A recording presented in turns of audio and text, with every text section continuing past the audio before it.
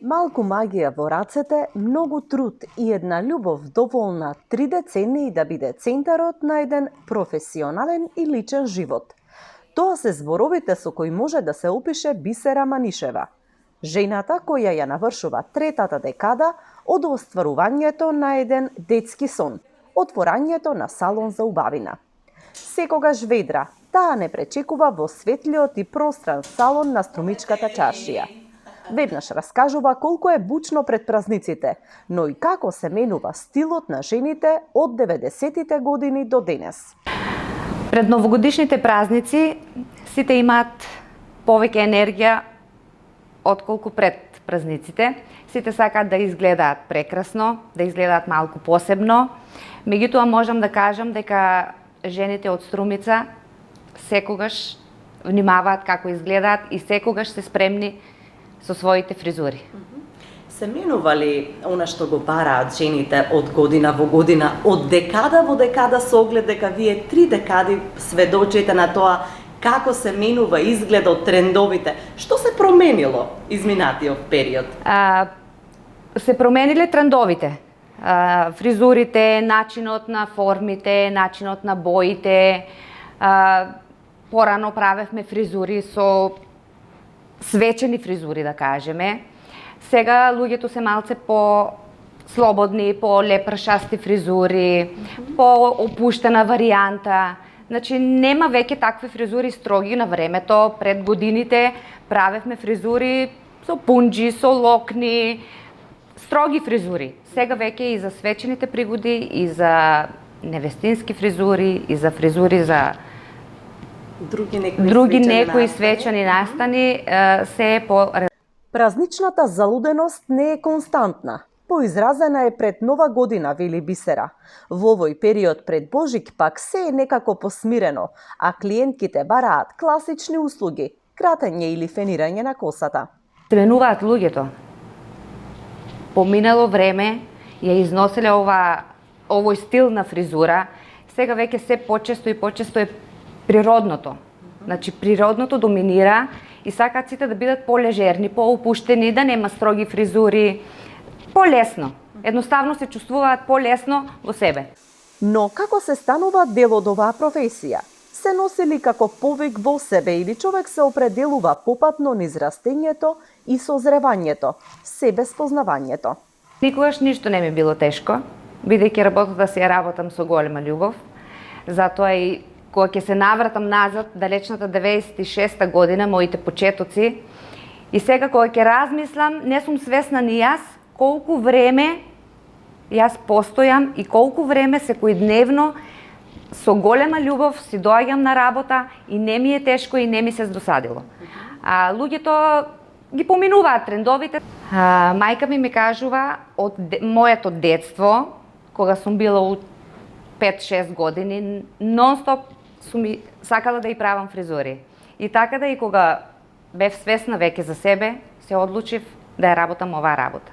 И никогаш не ми здосадило, со голема љубов и трпение, со голем труд, си ги сакам луѓето, си ја сакам професијата и не ми било тешко никогаш. Нашата соговорничка се сеќава кој прв ја вовел во работата, а бројот на оние што таа ги подучила е голем. Дури не се добројува колку млади девојки и жени од неа учеле за занаетот, ги усовршувале вештините. Ова прилика сакам да ја поздравам мојата во тогашно време мајсторка, сега ментори, Дева Арапова, и многу сум ми благодарна што од мене направи ова што сум денес. Нормално, во тоа време ние бевме многу примерни ученици, сакавме да учиме, сакавме да работиме и не ни беше ништо тешко. Додека сега, еве веќе јас 30 години работам, не сум видела потенцијал во некое дете со таква желба да сака да научи. Се им е тешко, се им е малце, секогаш прашуваат првично за колку плата ќе им се даде, меѓутоа не сум сретнала реткост некој да сака со таква желба и со такво трпение да те ислуша, да те послуша, да сака да го научи овој занает. Младите, еве една порака, младите треба да знаат дека без трпение, без труд, нема никогаш да го добијат ова што го сакат. Од моја страна многу трпение, меѓутоа не можеш на некој на сила да му вметнеш, можеш само да му земеш.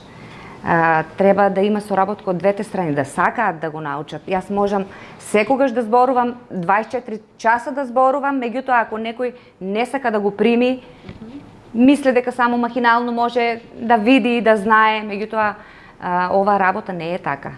Треба труд, треба време, да ја упознаеш материјата со која сакаш да работиш. Не може преку ноќ да се случи и да знае. Искуството си го права своето. Се сеќаваш ли колку поминале низ твоите раце зборувам ученици? Многу поминале, не можам да кажам конкретна бројка. Останале некои во оваа професија? Останале имаат и сопствени салони и многу ми е мило, бидејќи отвориле веќе и сопствен салон. На крајот на краиштата, на човек му здодеваат познатите нешта, па и комфорот ако предолго трае. Но Бисера вели дека од фризерството не се изморила. Го проширува малиот бизнис, секогаш размислува за воведување новини, учење нови нешта. Во целите скоро 30 години не сум пропуштила семинар. Секогаш има што да се научи, секогаш има што да се види. Никогаш не можеме да кажеме дека знаеме се менуваат работите. Имаме што да видиме, имаме што да научиме. Значи доаѓаат колеги од соседни држави, ни презентираат, ни покажуваат и така ние го презентираме тука на нашите клиенти. Од оваа работа се живее, може да се рече и достоинствено, но со добар план и без луксузи.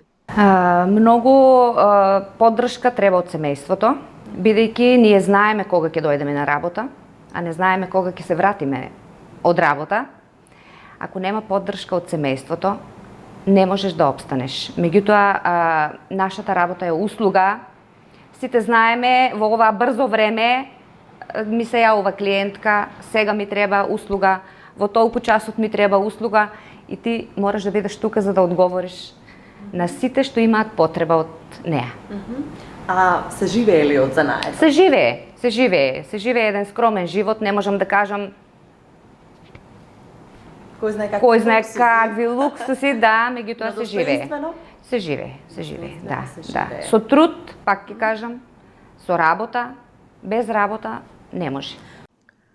Под сјајот на празничната радост, кога се среќаваме со блиските, саканите, кога се сеќаваме на она што е значајно, да се присетиме и на оние тивки и вредни луѓе кои ни го чинат животот побогат, го исполнуваат со ситни задоволства, но и се потребни на заедницата, потребни во општеството, а честопати заборавени, како и нивните занаети, кои полека се трансформираат под влијание на грубиот консумеризам и масовните бизнеси, каде личните приказни, чаршиските случувања и духот од малите места се сметаат за нешто застарено и ретко кому му се важни.